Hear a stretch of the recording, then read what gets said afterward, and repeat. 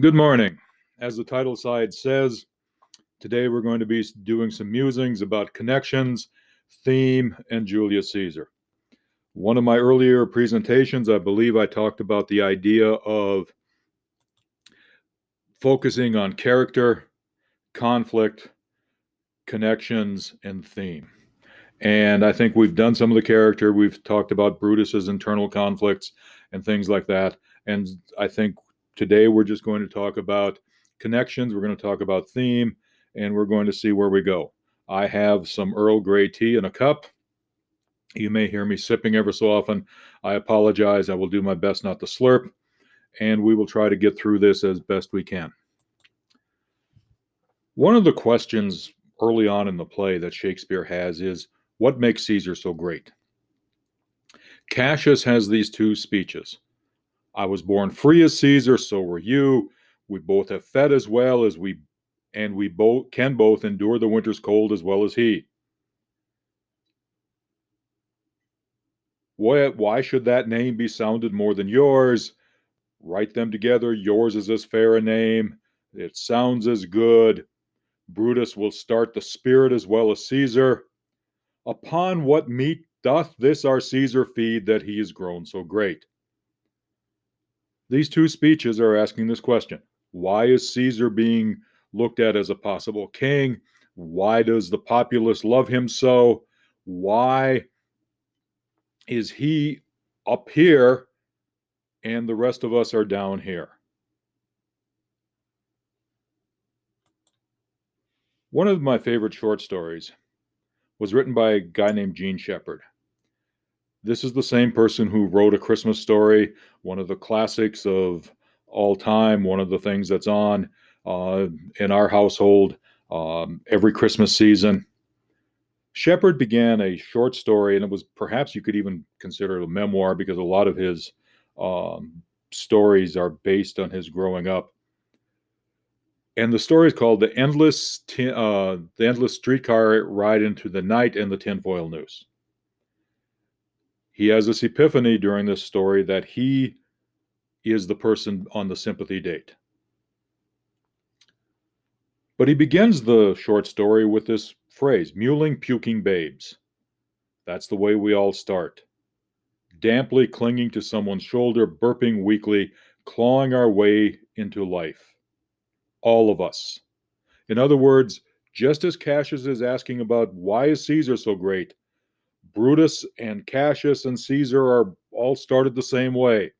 They all have had the same food. They have all had the same advantages. They all have the same human body that allows them to feel cold, feel pain, and move on.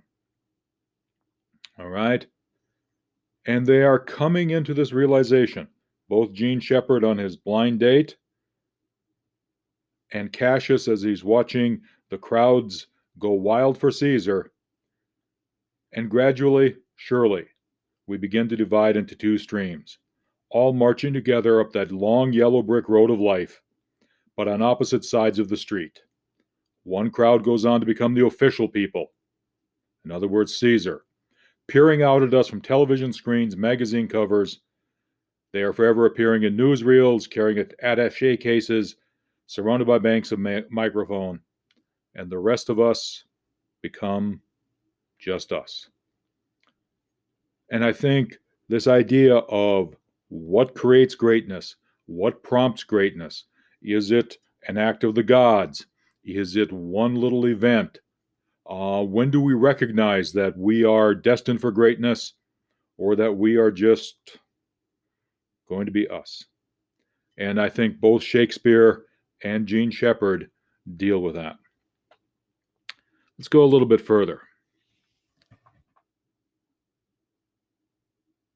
Cassius says, the man doth bestride the narrow world like a colossus, and we petty men walk under his huge legs and peep about to find ourselves dishonorable graves. They are the prime ministers, cabinet members, stars, molders of the universe. In other words, they're bestriding the world like a colossus. And we're looking at their real lives. And we are wondering if we are going to become eternally part of the accursed anonymous audience. Shepard is trying to be funny. Shakespeare is trying to be serious. The blind date and who should rule the most powerful nation in the world are two different situations. All right? And make no mistake about it, Rome was the most powerful nation in the world at that time. But they're doing the same sorts of things. And us versus them, and asking the question, how did this all get away from me?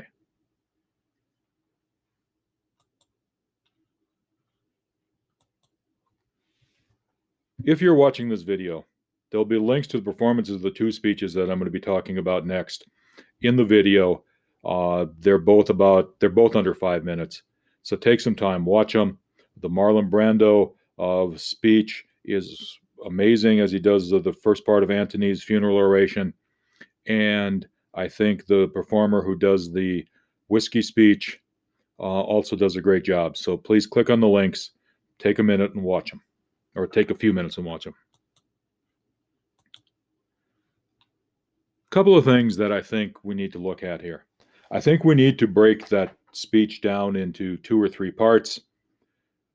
And as we go, you'll notice that Antony starts by talking to his friends, then to the Romans, which would be an appeal to their finer nature, and then tries to tie in the common thing: if you're not a friend, at least you're part of my country. He sets up some contrasts. He's going to bury, not praise. There's a contrast of evil versus good. All right. We've got living and interred. And then we get to the crux of the matter.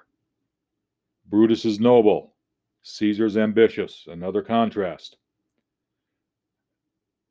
And then Brutus and the rest are honorable men.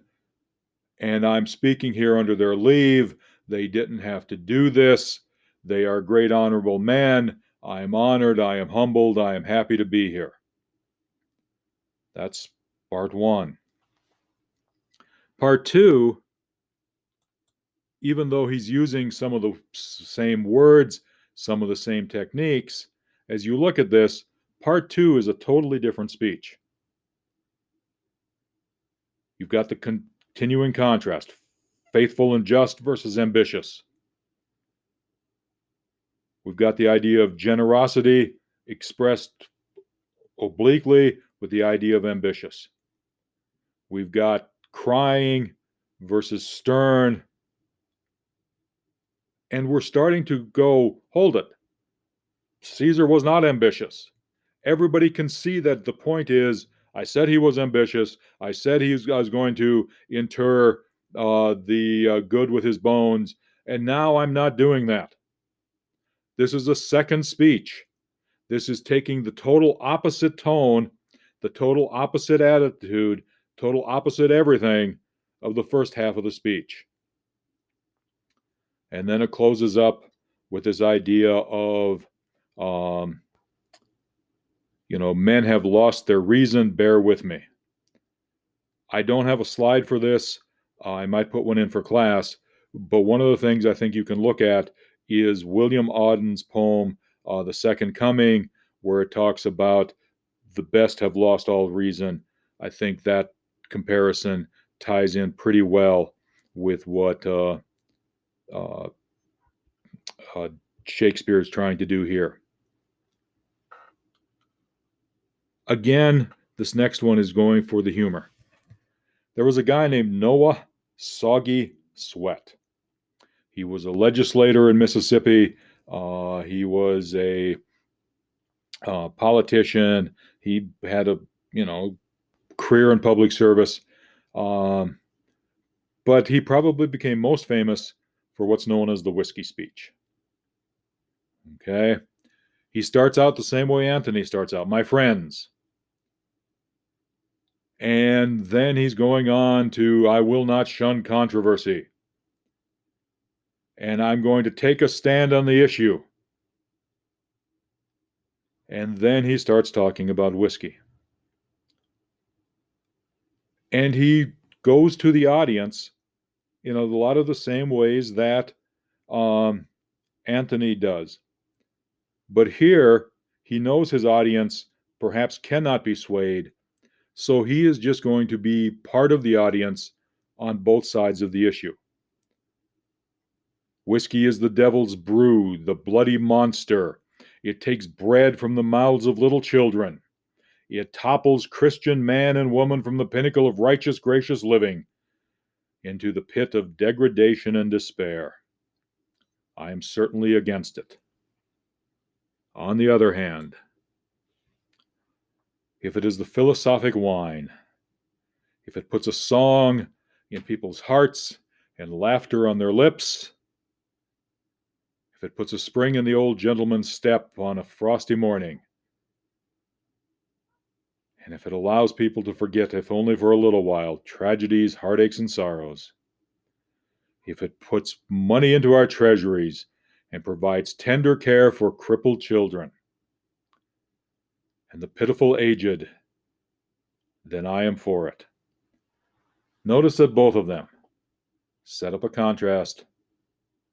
Both of them appeal to the audience. Both of them set up this idea of an emotional appeal for the good of all. One does it as a joke. One does it to get the mob fired up. But both of them are doing some of the same tools.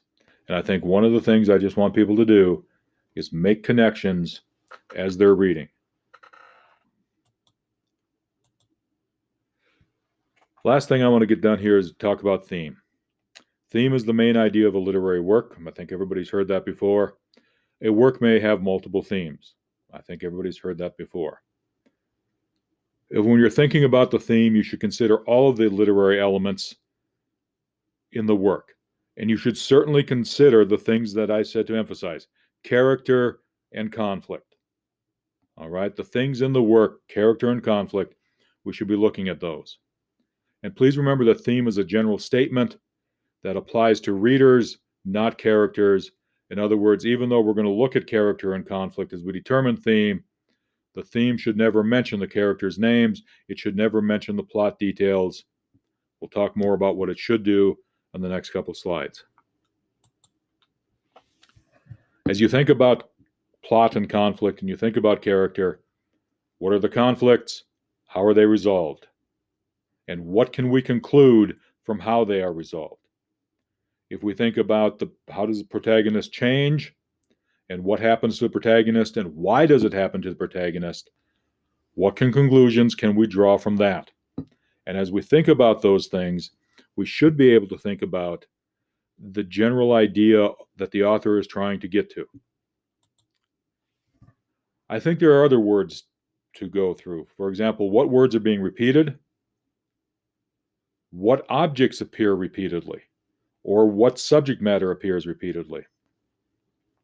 How does the title tie into the work? Now look, let's be honest.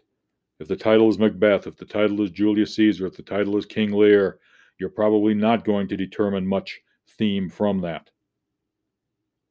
What subjects does this work cover? And what point does the author seem to be making about those subjects?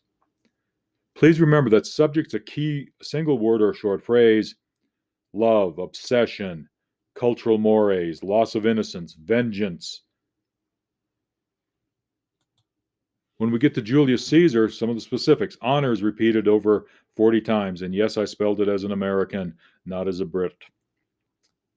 I think it's asking the question, what makes a person qualified to be a ruler? What is the nature of loyalty? Who should one trust? And what sort of control do people have over their lives? Remember, there's all of that supernatural stuff in there where we're asking the question about how much control did Caesar have over going to the capital? Why did he go to the capital? He didn't necessarily trust his wife. So what kind of person was he that allowed him to go to the capital? There are some certain caveats that I repeat ad nauseum. It's an observation about the subject. It is not the moral of the story. It's an observation. It should be stated in the complete sentence. And don't write cliches. At the risk of being, ironic here, If you've heard it 1,000 times, don't write it as the theme. Daily writing, what's the theme? Of Julius Caesar. Support your assertion with details from the play. And by the way, quick grammar note, remember that titles of plays, titles of novels should be italicized. I'll go back and change this before class, but I'm not going to do a second take. I hope you all have a good Wednesday, and hope to see you in class on Friday, where we start the novel, or we start the play Othello.